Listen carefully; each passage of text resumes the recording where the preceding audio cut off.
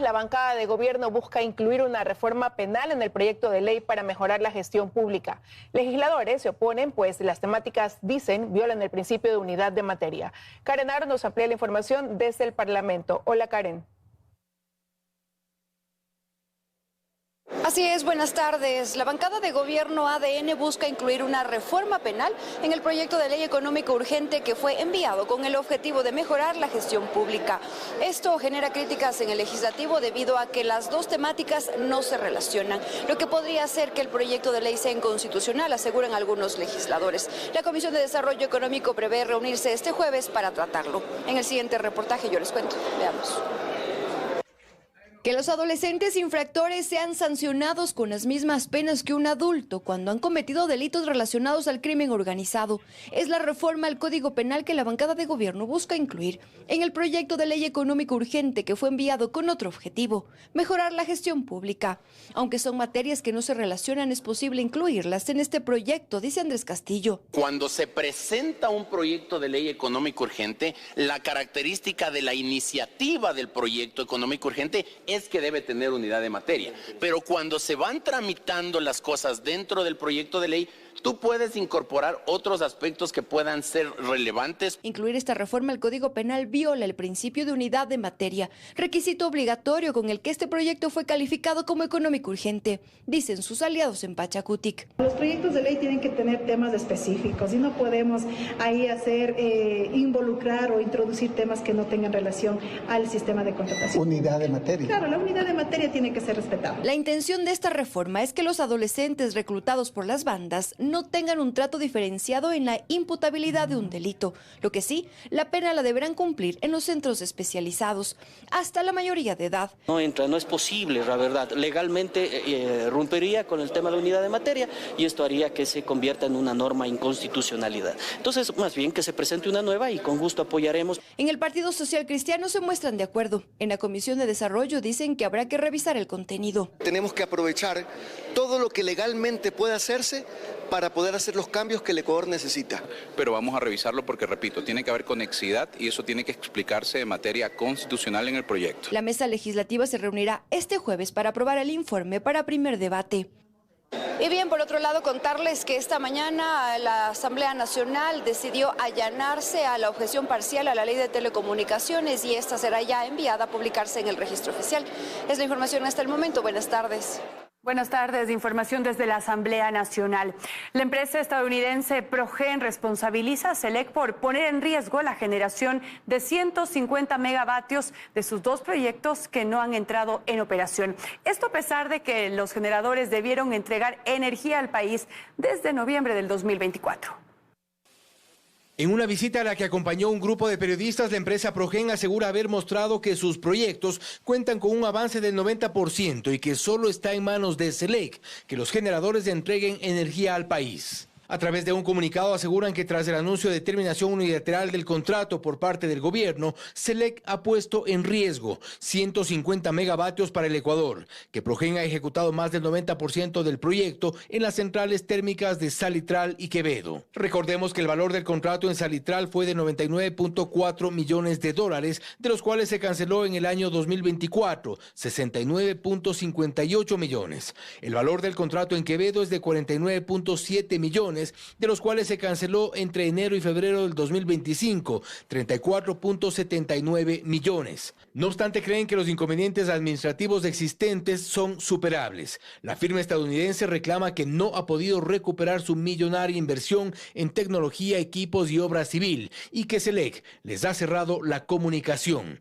A pesar de haber entregado informes y solicitudes de revisión contractual, hace más de 90 días no hemos recibido respuesta formal por parte de SELEC. No obstante, la firma se muestra inconforme con parte del proceso. Entre sus reclamos están que han iniciado la obra sin anticipo alguno, que solo se han pagado los generadores, que hay retrasos imprevistos, que el terreno en Salitral estaba sin condiciones y lanza los dardos a SELEC, Dicen que por la demora en la protocolización de los contratos, además de la contratación inoportuna de las verificadoras, algo que Progen las contrató por incapacidad de SELEC, además de los incumplimientos en cronogramas de pagos. Sin embargo, Progen, tras señalar a SELEC por los incumplimientos, hace un llamado al diálogo y a la par el anuncio de acciones internacionales tras 90 días, que dicen sin respuesta formal y ante la terminación del contrato, dejando en la estatal de electricidad la responsabilidad de esos 150 megavatios que parece no los tendremos. Fausto Yepes, Teleamazonas. La empresa municipal de Guayaquil, Segura EP, da de baja 4 procesos de contratación por 55 millones de dólares tras observaciones del Servicio de Contratación Pública. Ocurre en medio de nuevos impases entre el Cabildo y el Gobierno Nacional. Por más de un año, la empresa municipal Segura EP ha buscado concretar la contratación de servicios de seguridad privada móvil y fija para la ciudad, a través de 4 procesos que suman 55 millones de dólares. Pero para eso habrá que esperar aún más, pues la noche de este martes el Servicio de Contratación Pública informó que ha recomendado que estos procedimientos se declaren desiertos, una vez que se detectaron novedades. Su titular, José Julio Neira, así lo detalló. De documentación que no iba o los requisitos estaban escritos de tal forma que se direccionaba a solo 1 o 2 proveedores. Fernando Cornejo, presidente de la empresa municipal contratante en este caso, rechazó los señalamientos hechos por Neira. Que lo pruebe. Amén de este nuevo impasse con el gobierno central, Segura EP volverá a foja cero. Dice Cornejo que las respuestas a 9 de las 12 observaciones han sido aceptadas, por lo que espera que en este nuevo proceso las cosas avancen un poco más rápido. Enlistó lo que la entidad aspira a contratar. Son más de 2.300 guardias, 24 camionetas, aproximadamente también 20 motocicletas, 40 drones de videovigilancia y aproximadamente 20 y pico de cámaras también. Neira asegura que desde el gobierno se trabaja en mejorar los controles en la contratación pública. Estoy actualizando en estos días implementando, el reglamento interno. ¿Para qué? Para que los servidores públicos del CERCOP ya no se presten a la corrupción dentro de la compra pública, no van a poder entrar con sus celulares a la institución. Estoy fortaleciendo también la seguridad interna de la institución porque los proveedores entran, todo el mundo tiene acceso al CERCOP. Sobre el caso de Segura EP, Neira dijo que se trata de una postura meramente técnica en las observaciones que se han hecho, que no hay nada político de por medio. Carlos Acoto, Teleamazonas.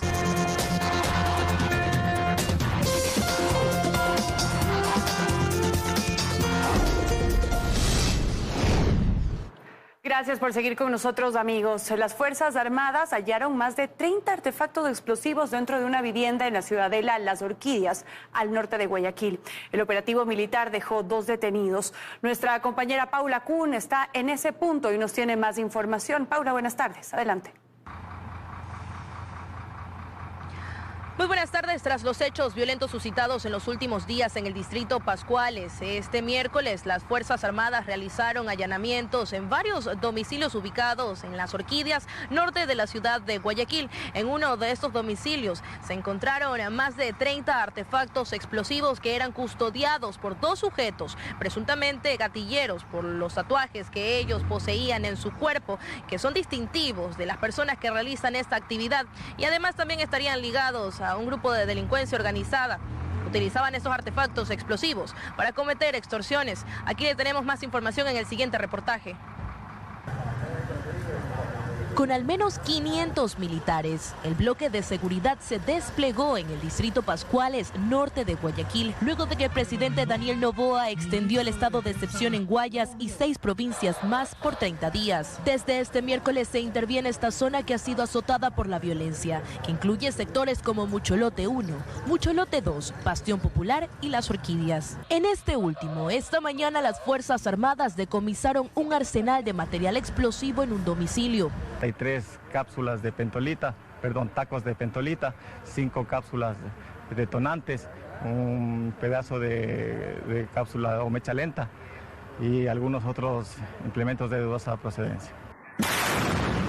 Según información militar, la detonación de uno de estos artefactos podría destruir una pared o causar afectaciones en un rango de 50 metros. Los 33 tacos explotaran, pues estamos hablando de tal vez una manzana podría haberla destruido. Estos explosivos los hemos visto en varias ocasiones. Son utilizados por los grupos de delincuencia organizada para extorsionar a comerciantes y generar temor en la ciudadanía. Eran utilizados o podrían haber sido utilizados acá en las extorsiones de acá del sector. 2 hombres que custodiaban el domicilio con explosivos en Pascuales fueron detenidos. Estas acciones se efectúan luego del asesinato de 8 personas en varios sectores del distrito Pascuales durante la mañana de este martes 9 de junio. Esta zona del noroeste de Guayaquil atraviesa un repunte de muertes violentas debido a un conflicto interno entre organizaciones criminales que se disputan el poder del territorio. Entre el 1 de mayo y el 3 de junio de 2025, en zonas declaradas en estado de excepción, la Policía Nacional reportó que hubo 25 incidentes asociados al uso de explosivos, de los cuales 15 fueron controlados por las autoridades y otros 10 terminaron en explosiones. Como información adicional, uno de los cartones, que usualmente posee 50 tacos de pentolitas, se encontraba parcialmente lleno, lo que hace pensar que ya habían sido utilizadas al menos 16 de estos artefactos explosivos. Esta es la información que se tiene hasta esta hora. Buenas tardes. Eso ocurrió en Las Orquídeas, pero en solo 5 años en Ecuador ha aumentado 15 veces el número de bandas criminales, según el estudio de una organización internacional. En la actualidad, más de 60.000 personas forman parte de grupos delincuenciales que operan en el país. Su expansión ha sido rápida y sus tentáculos han llegado a todos los niveles del Estado. Hablamos de bandas criminales que actualmente mantienen tomados 150 cantones de 222. Esto según datos expuestos en el informe de la organización ACLED, en sus siglas en inglés, en el cual se hace una comparación entre la situación actual de violencia del país y la desintegración de bandas criminales, que en un lapso tan solo de 5 años aumentaron 15 veces más. Así lo señala Renato Rivera del Observatorio de Crimen Organizado, que sobre este tema delimita un punto de partida, el 2020. El país atravesado por una fragmentación del monopolio que tenía la organización criminal Los Choneros en el país, que llevó a un primer proceso de fragmentación criminal. Motivo por el cual los choneros terminaron fragmentados en 7 tipos de agrupaciones delictivas, en paralelo a la violencia carcelaria y otros hechos de sangre. A finales del 2024 y 2025 hay un nuevo punto de quiebre, en el cual la detención del negro Willy en España provocó la división de los tiguerones, el asesinato de uno de los hermanos Camacho, de los Chone Killers, y la minería ilegal en el Oro y la Amazonía provocó la fragmentación de los lobos. Estos 3 grupos se han fragmentado en 8 o 9 aproximadamente, y lo que se observa es un incremento inclusive de la violencia que ya vivíamos en el Ecuador, con su pico más alto en el 2023. Concentrándose el 80% de toda la violencia del país en 5 provincias costeras, como Manabí, El Oro, Santa Elena, Esmeraldas y Guayas. Pero en esta última provincia la situación se agrava por ciudades como Guayaquil, con salida al mar y con el puerto más grande del país, crucial para el envío de droga a países de Norteamérica, Europa, convirtiéndose así esta la principal razón para buscar nuevas estrategias que no solo se queden en lo militar. Creo que el gobierno debe enfocar sus esfuerzos en una política regional, en buscar consensos, en buscar acuerdos, en acercarse a otros estados que obviamente tengan una realidad parecida y que eventualmente lo lograron superar. Y que partiendo de ahí, como parte de la estrategia, también se incorpore el diferenciar entre la delincuencia común y la de gran escala. Esta es la delincuencia que está obviamente financiada, que está asesorada, que está cobijada desde lo operativo y desde lo logístico, incluso por estas agrupaciones ya narcodelincuenciales transnacionales, como los famosos carteles de la droga como tal. Actualmente el país clasifica en 2 a más de 30 organizaciones delictivas. Por un lado están las bandas en un contexto más callejero y con injerencia tan solo local, y por otro lado están las organizaciones criminales de alto nivel, que tienen una estructura vertical y presencia a nivel nacional. Astrix Ingrid, Teleamazonas. alias Chocolo, integrante del grupo delincuencial Los Lobos y vinculado al asesinato de 2 personas en los exteriores de una unidad educativa en Pascuales, Guayaquil. Fue detenido tras un operativo en el que también se incautó el vehículo utilizado en ese hecho violento. Este sujeto registra 5 detenciones previas desde el 2008 por varios delitos como tenencia de armas, tráfico de drogas, robo y abuso de armas. Las autoridades informaron que también decomisaron un celular con información relevante para el caso. Crear un sistema nacional de inteligencia y exigir entrega de información a empresas de telecomunicaciones y personas naturales sin orden judicial constan en la aprobada ley de inteligencia. Especialistas cuestionan la incineración de datos obtenidos tras ser analizados. Surgen reacciones 24 horas después de haber sido aprobada la ley de inteligencia en el legislativo. El propósito de esta ley es fortalecer la seguridad del país. Y es que mediante el acceso a información de telecomunicaciones, los organismos de inteligencia podrán anticiparse a la ejecución de posibles actos terroristas que las bandas delictivas planean. La normativa contempla crear el Sistema Nacional de Inteligencia con 7 subsistemas, entre los que constan las Fuerzas Armadas y la Policía Nacional. Este sistema contará con un fondo para gastos especiales y se lo incluirá en el presupuesto general del Estado. El control del gasto estará a cargo de la Contraloría, entidad que incinerará la información una vez que sea entregada y analizada. Los operadores de telecomunicaciones, empresas y personas estarán obligados a proporcionar información para el desarrollo de operaciones de inteligencia. No se establece que se requiere orden judicial. Además, se destaca que en ningún caso se podrá vincular a niños y adolescentes en este tipo de operaciones. A esto se le añade que el registro civil proporcionará documentos con nueva identidad a los funcionarios que desarrollen esta actividad. Analistas concuerdan en la necesidad de mejorar los mecanismos de inteligencia en el país, aunque destacan que interceptar información de grupos de delincuencia organizada de alto nivel no es tarea fácil. Usan teléfonos prácticamente desechables con VPNs internacionales, no rastreables. Los especialistas también cuestionan la incineración de la información una vez que ha sido obtenida y analizada. Eso obviamente se presta para un montón de temas de corrupción. Y aseguran que la ley, al permitir que se obtenga informaciones de carácter sensible sin una orden judicial, podría también acarrear responsabilidad al Estado. Por posteriores demandas internacionales, el Estado se vea obligado a pagar cuantiosas indemnizaciones en el caso de que exista una persona que vea afectados sus derechos. Mientras tanto, el proyecto aprobado con 77 votos pasará a conocimiento del Ejecutivo para su sanción o veto en un plazo de 30 días. Bernarda Ceballos, Teleamazonas.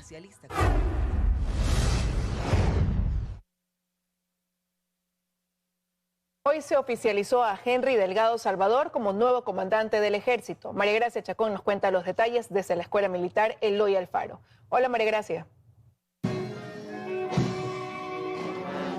Buenas tardes. En la Escuela Militar Eloy Alfaro se realizó este miércoles la posesión oficial a Henry Delgado Salvador como el nuevo comandante general del Ejército ecuatoriano.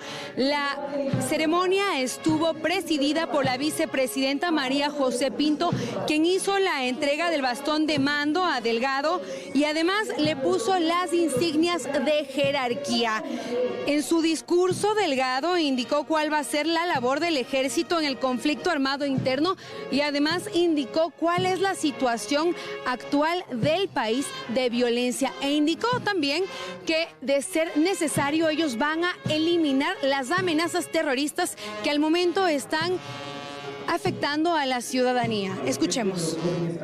Con convicción, decisión, coraje y, como le he venido diciendo, con contundencia para desarmar, desarticular, neutralizar e inclusive eliminar a estas amenazas. Estamos viendo ya el mejoramiento de instrumentos que permitan ejecutar un marco legal y jurídico fortalecido y adecuado para las operaciones y acciones que cumplen nuestras Fuerzas Armadas. En estos últimos días se han aprobado 2 leyes fundamentales para el trabajo y desarrollo del cumplimiento de la misión de nuestro ejército, de nuestras Fuerzas Armadas.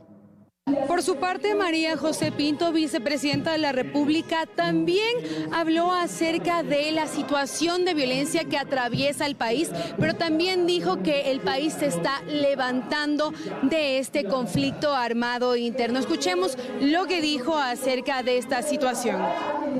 Enfrentamos una amenaza real, despiadada y organizada, pero también vivimos un momento de renovación y de unidad profunda.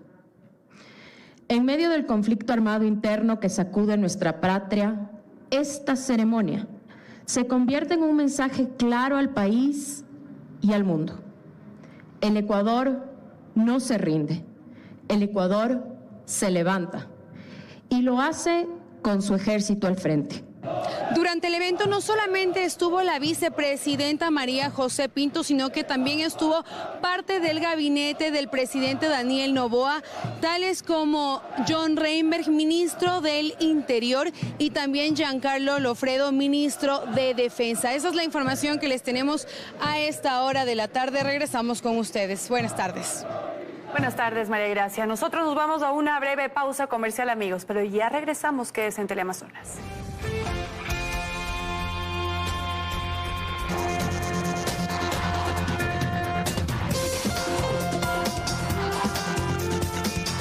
Seguimos con ustedes, amigos. La jueza Nubia Vera solicitó otra fecha para rendir su versión en el caso Mueble Fino, una investigación en su contra por el delito de concusión. De acuerdo con el denunciante, ella fue quien se acercó solicitando dádivas para fallar a su favor. Daniela Valencia informa. 24 horas después del allanamiento del domicilio de la jueza de la unidad de la familia Nubia Vera, Fiscalía había dispuesto que viniera a rendir su versión dentro del conocido caso Mueble Fino. No obstante, según su abogado, presentaron un documento pidiendo nueva fecha y hora para que se diera esta diligencia, pues coincidía con una audiencia de carácter constitucional. Quien sí acudió a la Fiscalía General fue el abogado del denunciante, Kevin Angueta, quien aseguró que desde hace un año atrás la jueza le estaba solicitando ciertas dádivas, entre ellas muebles, para fallar a su favor en un proceso de tenencia de su hijo. Es por ello que la denunciaron por el delito de concusión. Contactó ilícitamente a mi cliente y aprovechó su desesperación, que como padre no puede ver a su hijo, para exigirle y exigirle y exigirle dádivas y dádivas y dádivas. ¿Y cuál era su arma de intimidación? El mismo proceso. Ustedes pueden ver, el proceso es público, se ha dilatado de manera injustificada por reiteradas ocasiones. Más o menos de un año desde que la jueza iba y solicitaba diversas dádivas. La jueza Nubia Vera fue noticia a finales del año anterior, pues el 24 de diciembre falló a favor de la ex vicepresidenta Verónica Abad, resolviendo que debía regresar de forma inmediata a su cargo y exigiendo de forma personal a la presidencia que se cumpliera aquello. Además, por haber denunciado al presidente del Consejo de la Judicatura, Mario Godoy, de haberla presionado para fallar a su favor, por lo que este titular del Consejo de la Judicatura la denunció por calumnias. Las inscripciones para acceder a los 54 institutos y conservatorios públicos se habilitarán del 12 al 16 de junio. El proceso es en línea y la etapa de evaluación se desarrollará en julio. El proceso para el ingreso a la educación superior pública avanza. A partir del 12 al 16 de junio, los más de 400.000 aspirantes que ingresaron sus datos en el Registro Único Nacional ahora podrán inscribirse para acceder específicamente a uno de los 54 institutos o conservatorios públicos del país. La inscripción es ingresando al mismo portal con sus mismas credenciales que hicieron el Registro Nacional. Es en línea, no tiene ningún costo, pero sí es un paso obligatorio. No les van a pedir mayor información más que datos básicos de si quiere rendir la evaluación de manera presencial o si no tiene una computadora con acceso a internet, por ejemplo, para establecer alguna sede. En total son 400 las carreras técnicas y tecnológicas que se ofertan para este segundo periodo de 2025, muchas de las cuales se adaptan a las nuevas realidades. Hoy por hoy tenemos ciberseguridad e inteligencia artificial, ámbito agrícola, ganadero, de producción. ¿Por qué es bueno? Porque en un periodo corto de tiempo, hablamos de 2 años y medio a 3 años, pueden tener un título de tercer